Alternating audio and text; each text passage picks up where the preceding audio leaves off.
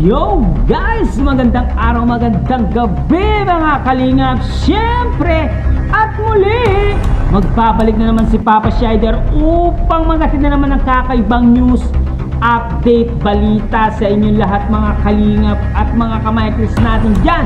Siyempre ang mga ka-7-Eleven natin dyan, mega loud shoutout po sa inyong lahat. Grabe na to guys, no? For today's video guys, Kalingap Mikoy, may nangyari pala sa kanya hindi nating inaasahan at kahapon lang niya sinabi na may nangyari pala sa kanya.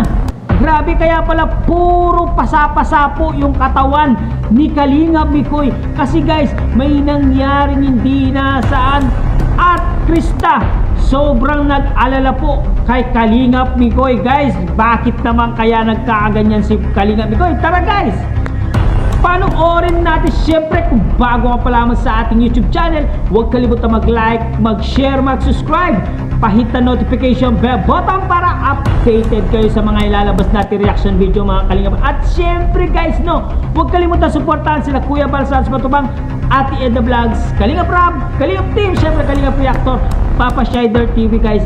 At sama na rin po natin si Kalingap Mikoy dito sa ating susuportahan guys, no. Itong video ito guys ay napanood natin kay Kalingap Mikoy guys. Huwag na natin patagalin to guys, panoorin na natin guys bakit kaya nagkaganon ang pasa-pasa yung katawan ni Mikoy. Panoorin na natin, let's go! Nung mga practice pa po kasi namin nung sayo yung performance namin sa show, ayun, sumayaw po kami ng grupo ko. Ulan, syempre napapagod kahit may dala tayong damit na minsan naambunan na kaya ganon. Tapos kahapon may nangyari pa sa Kalingap Tahanan.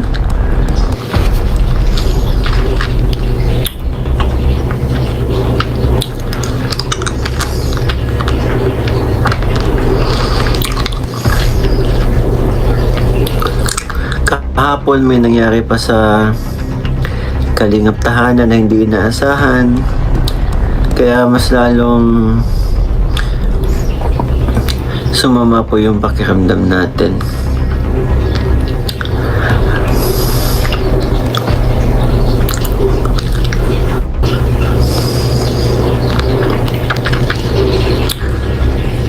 Pahiran mo ng efficacent oil yung likod mo, baka malamigan yan syempre.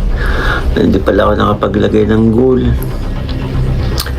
Matagal-tagal din tayo hindi nag-live. Lalagayan.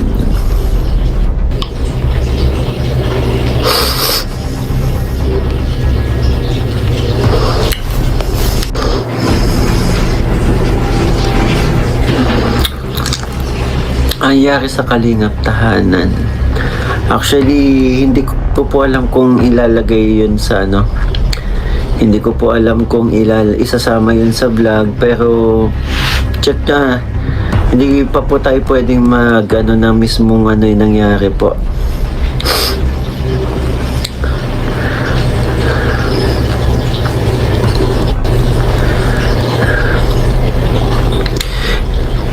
Kaya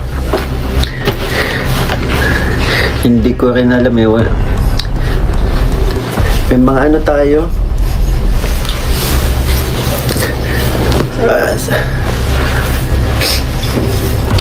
Ito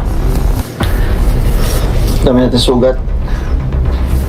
May pasa ako sa kilikili dito. Hindi masyado na to, pero yan, ito pasa kabila. May pasa.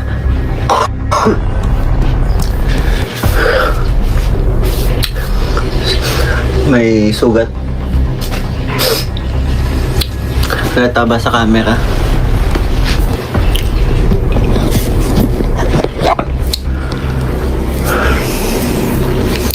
Ayan. Sugat-sugat. Pasa. Sugat.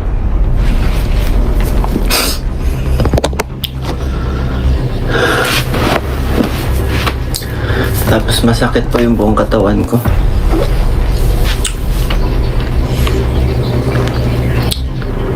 Andito si Jenny.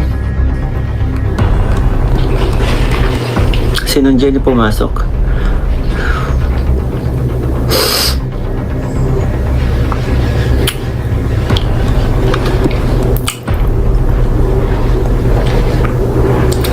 Tita Lourdes de Los Reyes, hello po, watching from London. Shoutout po, Luz Pene, hello, shoutout. Luz Pin or Luz Pene. Shoutout po. Win Jane, shoutout. Pearly Magsino, inom ka na gam-gam na tubig para mabasa ng ubo. Nawala-wala nga po, uminom ako maraming tubig nung tumayo ako. Thank you po, Ate May Daban. Get well soon as bunso. Make sure you need some rest lang po, ma'am.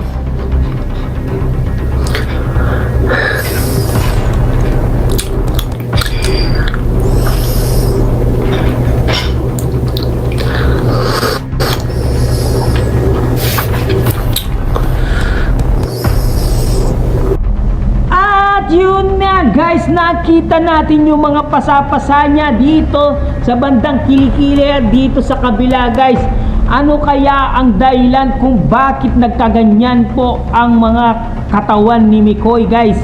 At sabi niya pa dito sa ano niya, noong nagpa-practice pa lang sila ay meron na daw siyang naramdaman na ganon na nangyayari sa kanyang sarili guys, no? Siguro ito ay pasma, napapasma siya or lamig sa katawan guys. Kailangan gamutin po ito ng yung Asieti Masinilla, kung alam niyo yon guys. Picasin oil, yan, kailangan pahagod niyo yung likod niya, katawan niya para mawala ang mga pasapasa niya sa katawan guys.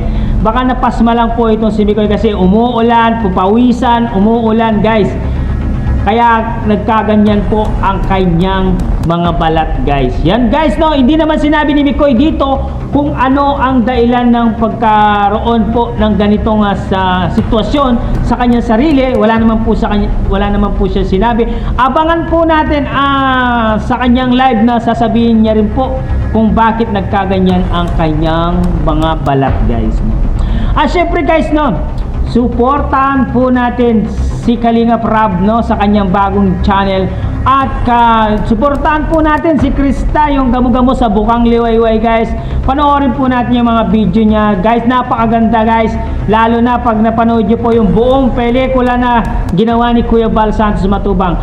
Suportahan po natin guys, si marathon po rin natin guys. Siyempre guys, no, ito si Krista, siyempre nag-alala rin po kay Kalingap Mikoy dahil dun sa nangyari sa kanya guys. Pero sa palagay ko magiging okay din ang lahat. Alam naman natin na hindi naman papabayaan ng Panginoon itong si Kalingap Mikoy. Alam naman natin na napakabait naman ni Kalingap Mikoy. Siyempre laging bless yan ng Panginoon si Kalingap Mikoy at si Krista. Kaya hindi po sila magkakaroon ng matinding karamdaman guys, no? At guys,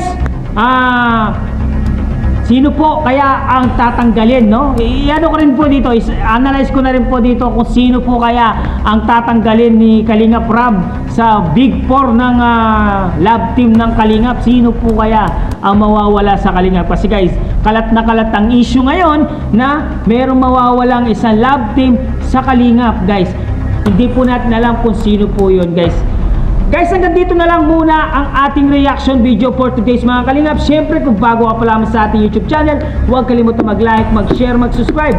Pahit na notification bell button para updated kayo sa mga ilalabas natin reaction video mga Kalingap.